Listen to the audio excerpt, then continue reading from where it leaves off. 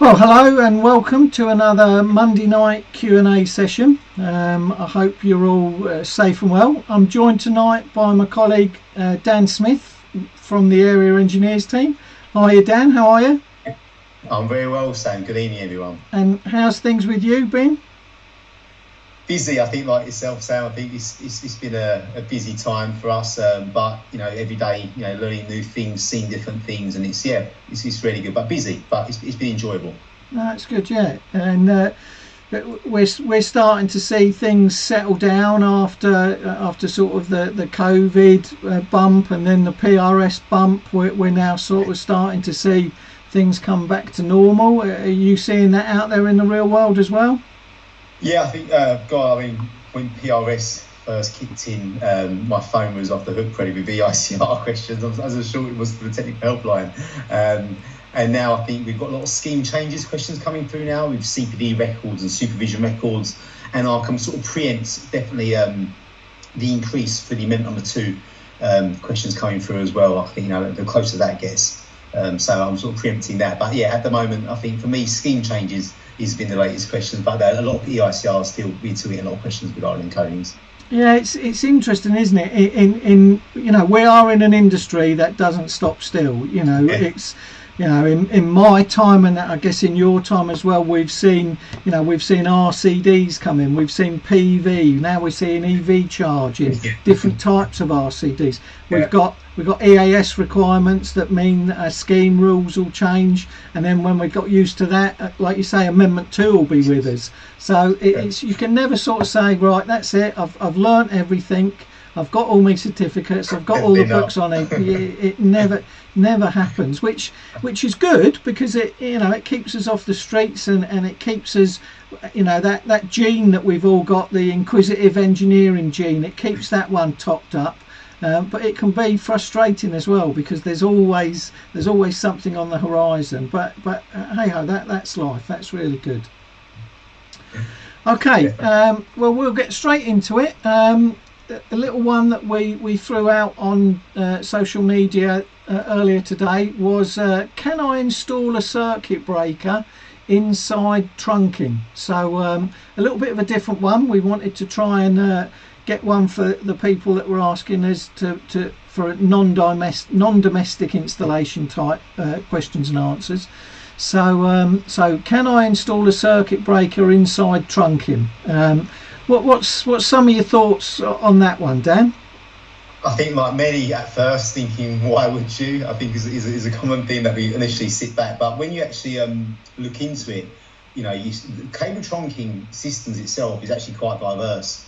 And there's many different types and forms, and the standards itself really spread out. And it's one of them ones, Sam, that I think makes you realise, just how, the regulations, you really have to refer to, the standards referenced in the appendix number 1, for example, of the regs book itself, to actually, really sort of go in this little journey, if you like, to sort of understand it more. So at first I was thinking, rising busbar trunking systems, where you might have an MCCB tap off and going into various things, but there is actually a regulation that actually refers directly to this, which probably, not many people probably often refer to it, and it's regulation 530.4.3, and it's under fixing of equipment.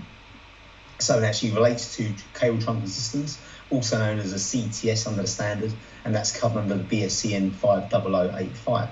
So, but obviously there are other things you've got to relate to as well, such as barriers and enclosures, suitable environment, manufacturing instructions, again IP ratings, etc. So there are other parts of the standards that you still have to refer to for this particular one as well.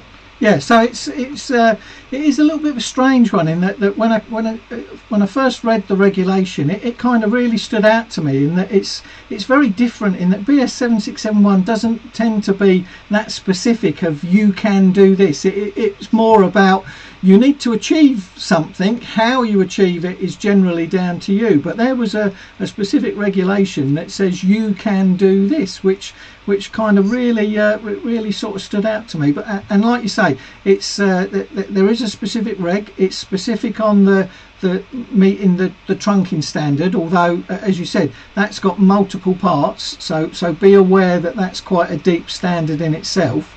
But also, yeah, you still, as well as that reg, you still need to comply with other parts or other relevant parts of BS 7671.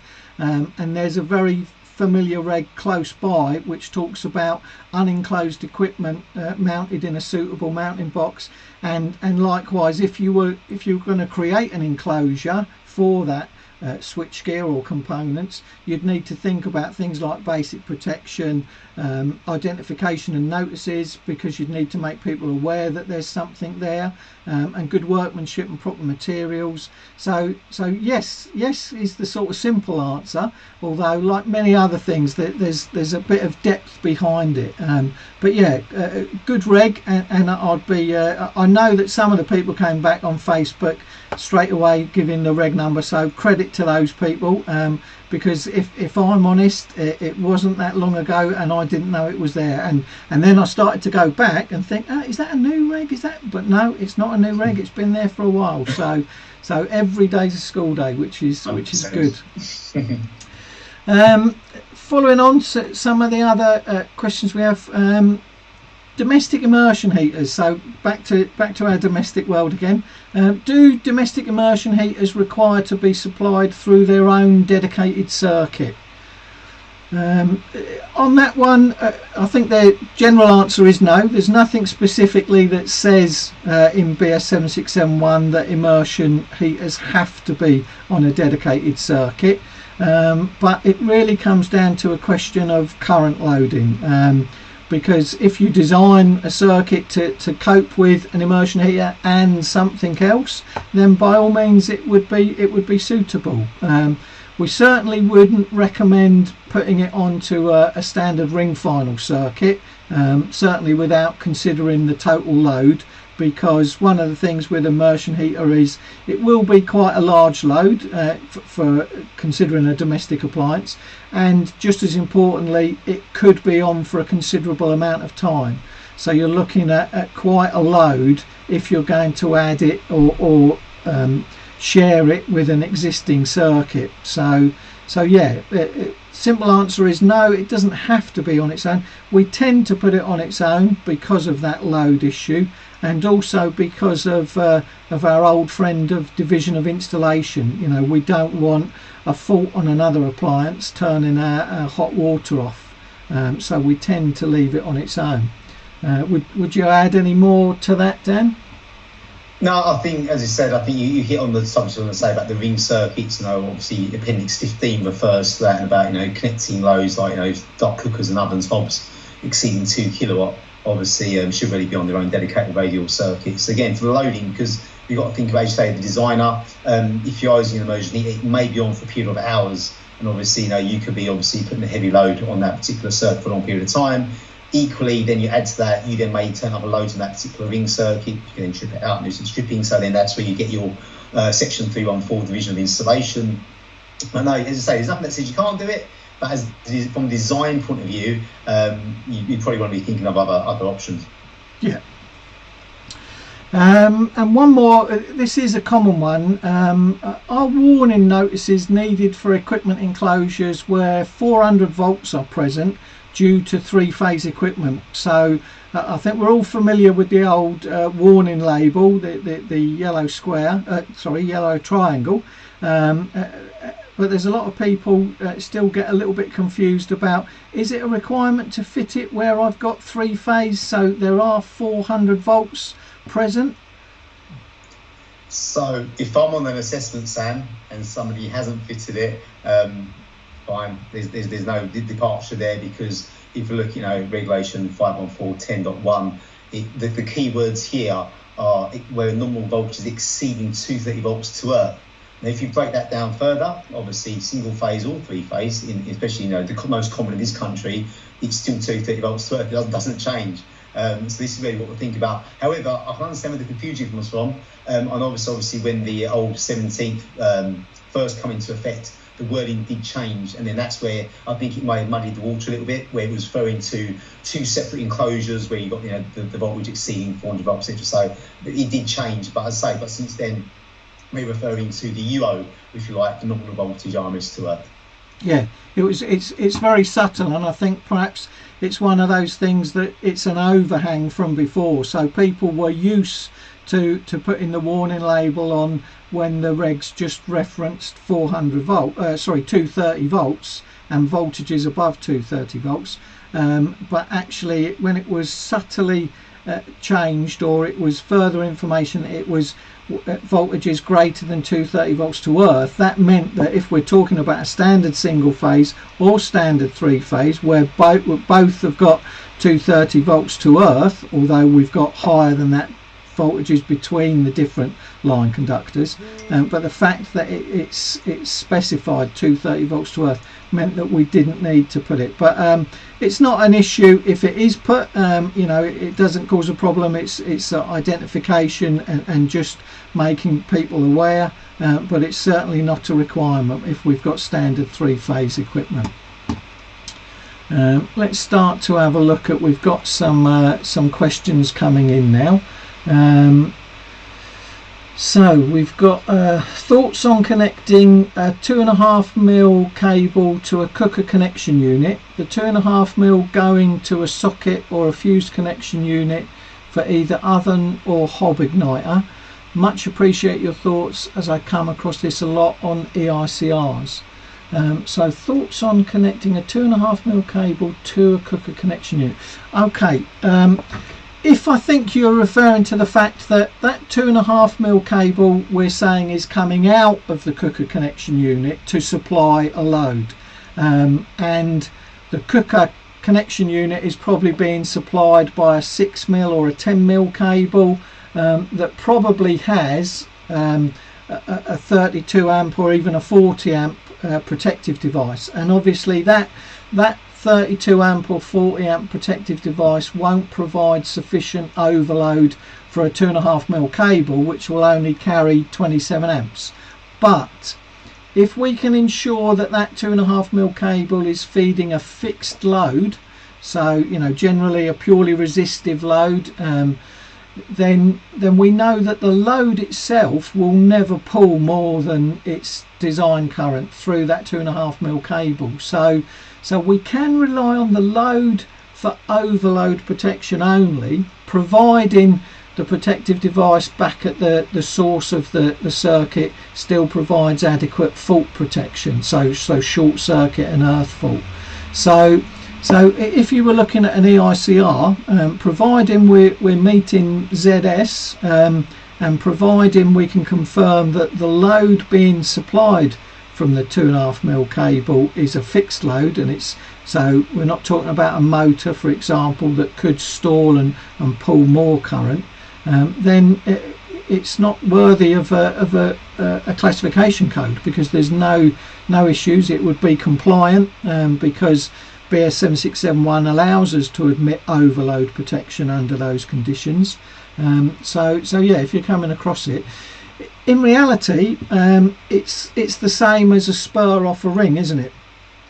When we spur off a ring, we can spur off in 2.5mm cable, because we know that we can only put a single socket pulling 13 amps or a double socket pulling 26 amp, and our 2.5mm cable will cope with that, even though we've got a 32 amp breaker in the board which it won't cope with. So it's the same principle. There where we've got a load which we know is limited, we can rely on that limited load for overload protection.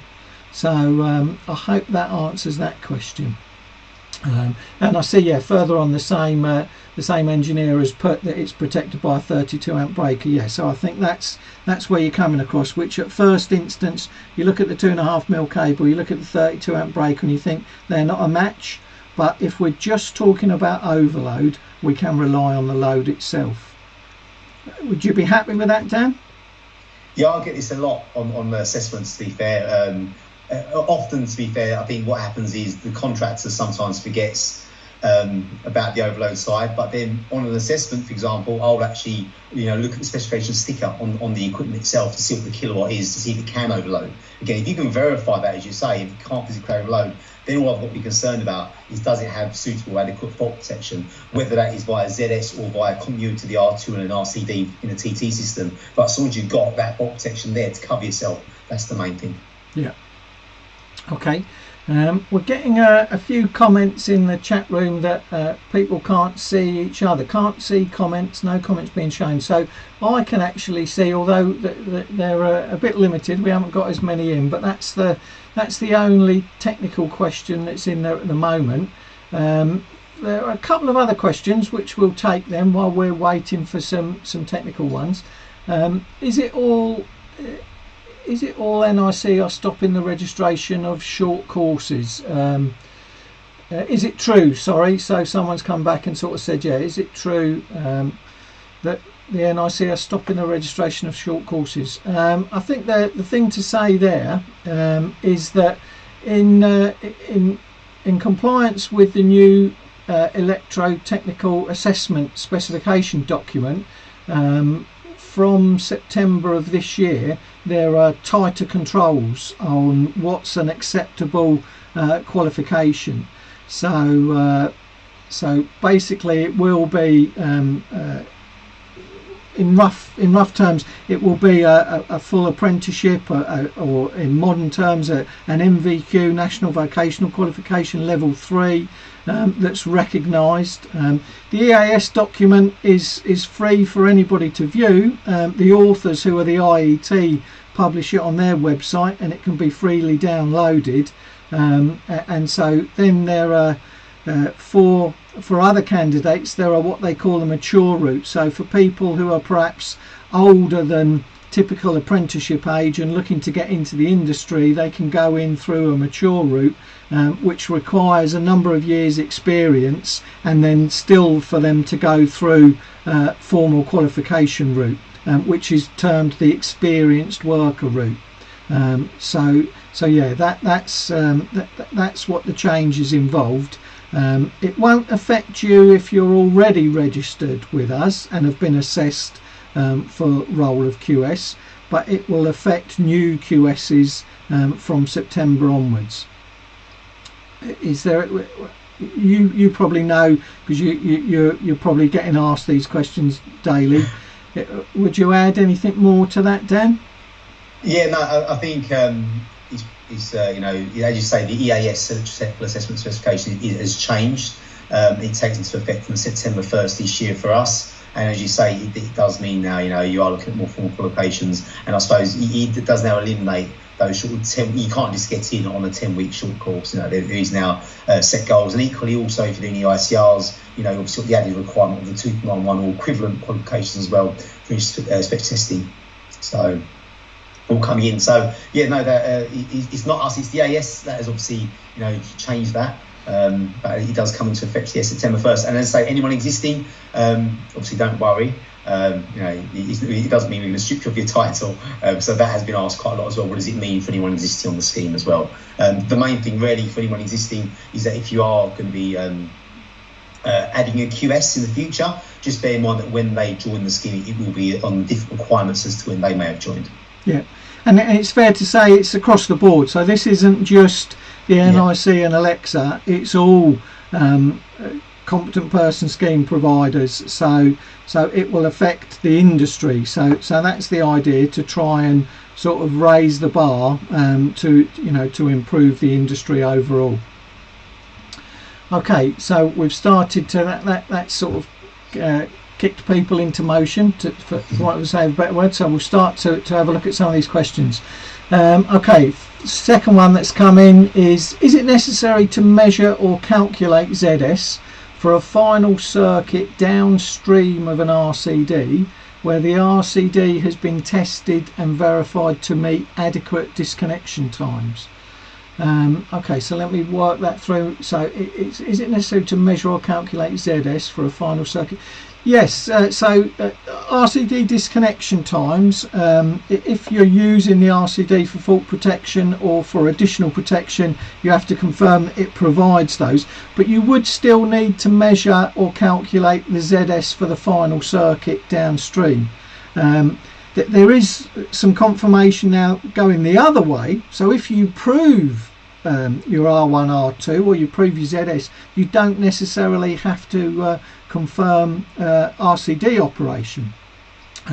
So yeah, that we published an article on that, probably a little while ago now, but what I'll do, if I take the person who's put that question in, I'll try and dig out the article, because yeah, it's in answer to your question, yes, even though you verified that the RCD's working, you still need to measure or calculate ZS and record it on your installation certificate or minor work certificate. But there are situations where if you do your dead checks and can verify that everything's met, you may not need to confirm operation of the RCD. That was in our autumn 2018 connections article. So I believe this was the bit that came in from the 18th edition.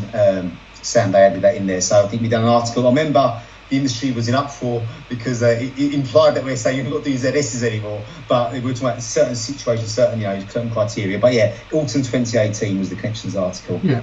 On page 52. Like that page as well. Thanks, Dan. Good on you. Another one coming in nicely now. So do you have to use LSF cable in private domestic properties? No. LSF cable often gets specified in particular where we've got general public and evacuation potential, so we tend to have large gatherings. It can be specified by local council, it can be specified by contractual, but it's not generally a requirement in private domestic properties, and certainly if you're doing additions and alterations, it's not a building standard requirement or anything like that. So no, not to our knowledge. As continuity of an exposed conductive parts downstream have been very, so yeah, I think this is in response to that. So that's again from the same engineer. So yeah, have a look at that article that Dan referred to. I've just booked my 2382 for 1st of July. Can I register myself with the NIC once completed and complete my 2391 after September? Well, you need a current wiring regs qualification, a 2382 reg qualification. You also need either a recognised craft qualification, or we do put you through what we term an additional craft assessment. So as of now, up till September, you could take that route. After September is where it will change. I'm assuming that there will be a little bit of leeway. There will be a cut-off date. We know that it has to be September, but if you've applied, because often there can be a 6 or 8 weeks window between you applying and actually getting your assessment.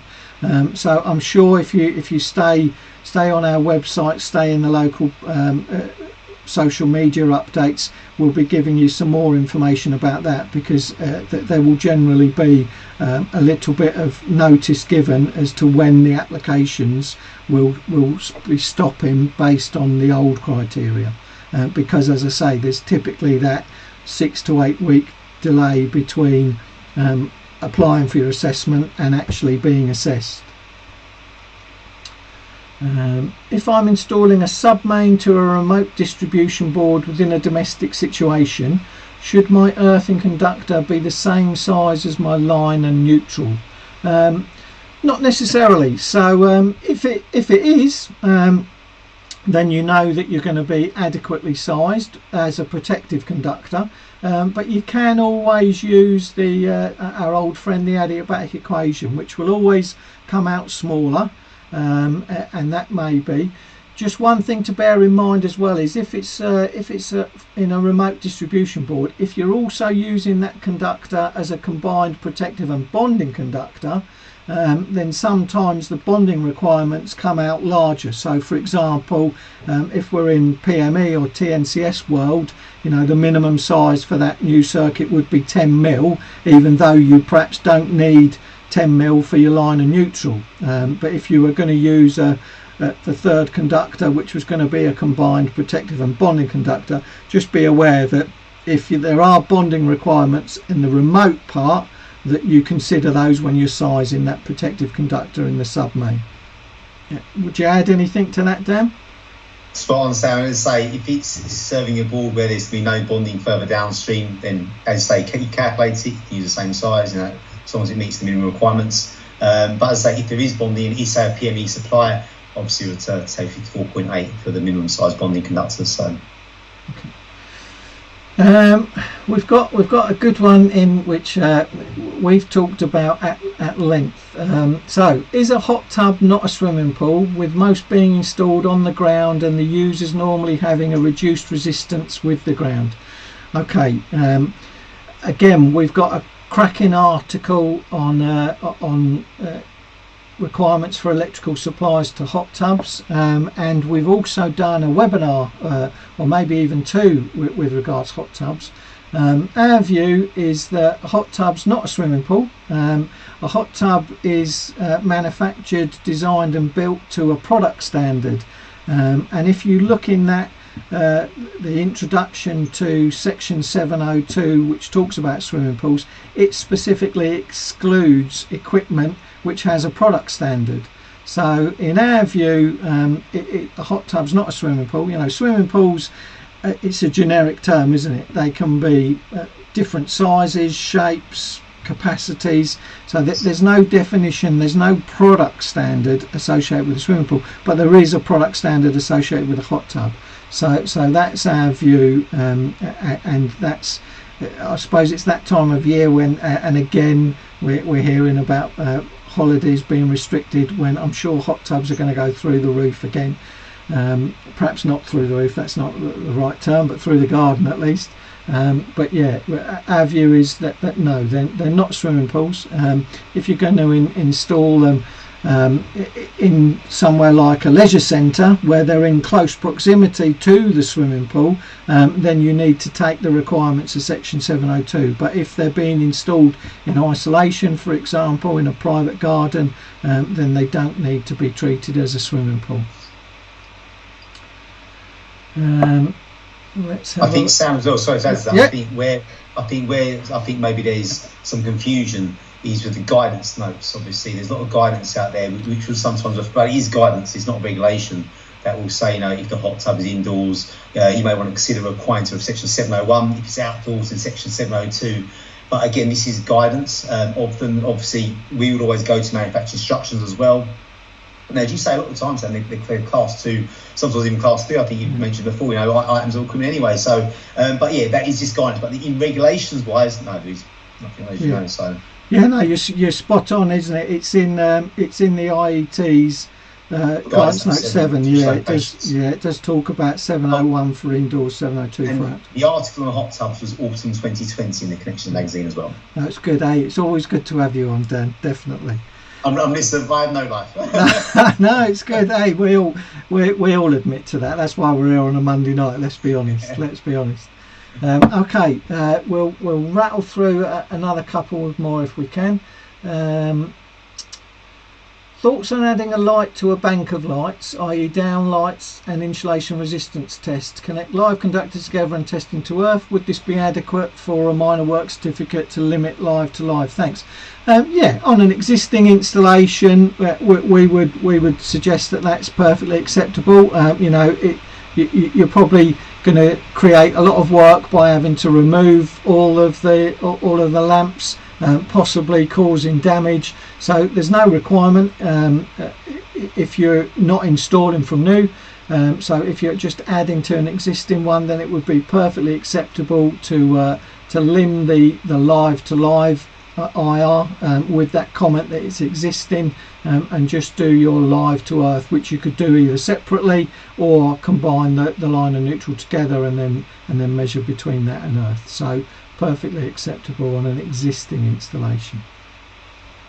on our minor works form, Sam, as well, there's actually a little asterisk star next to it, says in-station resistance, and there'll be a note that actually supports that comment as well about limitations for in-station resistance, because it is a minor works. We're not looking at installing a new circuit, we're looking at altering the existing circuit. So it is actually you notice it on our certs next to in-station resistance.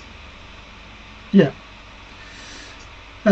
We've got high ZE reading on a PME system, which has now been converted to a TT system to provide adequate fault protection along with RCD. What is the maximum disconnection time for a short circuit allowed in regards with a high line neutral impedance? Okay, it's a good question, and one of those light bulb moments when I first went through it. So disconnection times are that we're used to, so the 0.2 and the 1 second for TT and the 0.4 and the 5, they're to do with protection against electric shock. So they're to do with our automatic disconnection of supply. When it comes to short circuit, there's no specific disconnection time that you have to meet. It really does boil down to the protective device and the size of your cables. And in fact, there's a formula. If you look in the section for overcurrent protection, there's a formula which will tell you, based on the cross-sectional area of your cable and the type of material of your conductor, how long it will carry a specific fault current for. And basically, when it comes to short circuit, we just have to make sure that the cable is physically strong enough to carry the short circuit fault current for longer than it takes the protective device to operate. So there's no fixed time. 0.4 and 5 and 0.2 and 1 are not relevant when it comes to short circuit. It really does boil down to, is my cable big enough to carry that short circuit fault current for the time it takes my protective device to disconnect. So the first thing you need to do is, based on the prospective fault current. Again, so you're working out really the thermal constraints of the cable. Can that cable physically carry that short circuit current for that duration of time? Obviously, bearing in mind, it seems a bit alarming at first when you do calculate. If you're calculating off from thousands of amps, think obviously it can't handle it. But it's for such a short duration of time, as you probably know, that it's literally, the way I visualise it in my head is like a bit of copper wire getting red hot, but literally for a whole second. That's it. It's not going to suddenly burst into flames and catch fire. It's literally it's that quick. And that's what you're basically calculating, is, can that cable calculate that kind of load? Can it get that hot under that short duration of time? And is it still usable after? So it's not going to catch fire, as you say, thermal constraints. So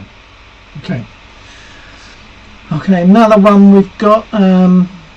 If following an EICR the only C2 fault was end-to-end continuity on a ring final circuit, once that has been rectified without installing any new cabling, do I need to issue a minor work certificate for that, or is it a letter-headed paragraph enough to cover the fact that the installation is now satisfactory? Interesting one, in that it really boils down to, what have you done to rectify? Because you've said that you've rectified the fault without installing any new cabling. So I'm not really sure, have you split the ring into two? Have you down-rated the protective device? But if you've done either of those things, that's an alteration which would need to be certified. So it really does depend on what you've done. If you've added or altered or introduced a new circuit, because now you've got two radials, then it needs to be certified in accordance with BS 7671. So new circuits, it would be a full EIC.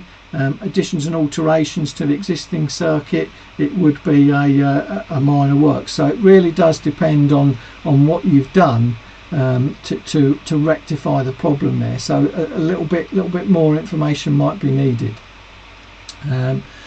Okay, all right, so someone's, I think, is it the same engineer? Yes, so someone's come back and actually clarified they were just loose connections. Okay, so if that's the case, then you've retightened them, then yeah, that would be seen as a maintenance task.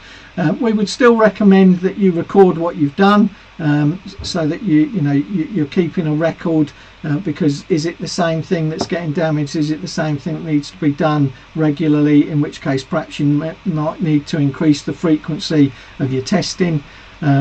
So yeah, that wouldn't require certification, but again, we would record the fact that what have you done to rectify the situation, so that's there as a record of what you've done, because you want that clarified so that you don't at a later date be accused of having done something else. Okay, we're running out of time, so we'll just hit.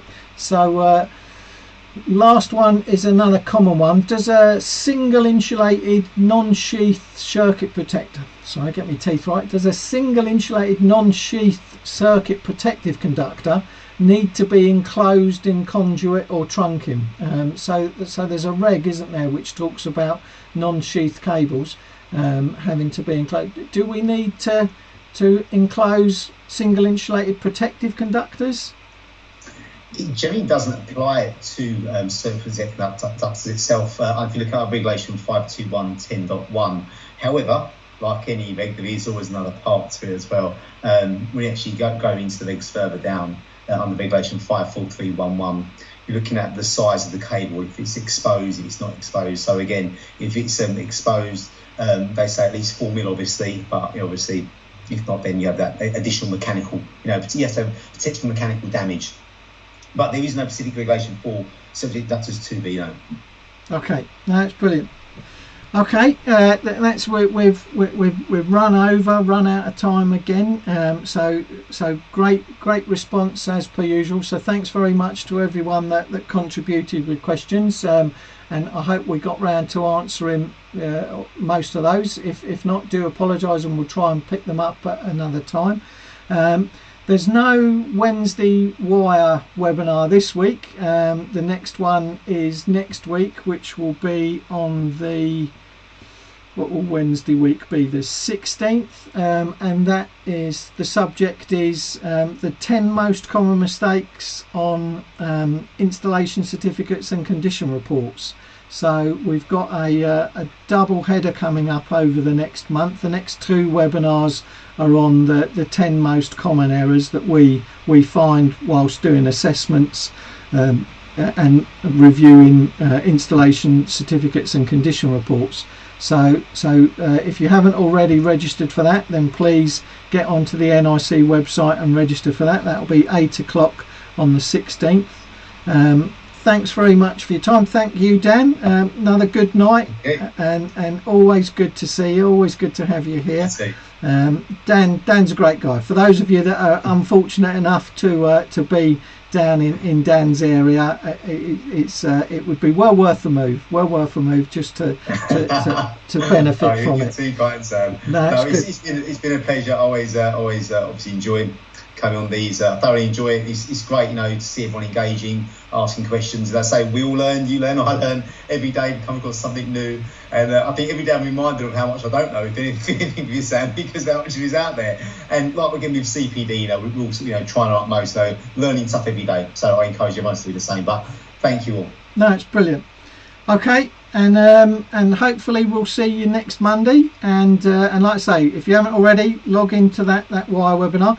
We're going to just put up the end slide. We put up a slide at the end of the last session, which just showed all of the different best practice guides. People are familiar with Best Practice Guide 4, but not everybody knows there's a whole suite of those practice guides which are freely downloadable, and really do, they cover everything from what do I need to do when I'm changing a consumer unit, to thinking about fire protection and fire alarms. Really good suite of freely available documents. So we'll just pop those up for you to show. So thanks very much for your time, gentlemen and ladies, and hopefully we'll see you again next Monday. Good evening all.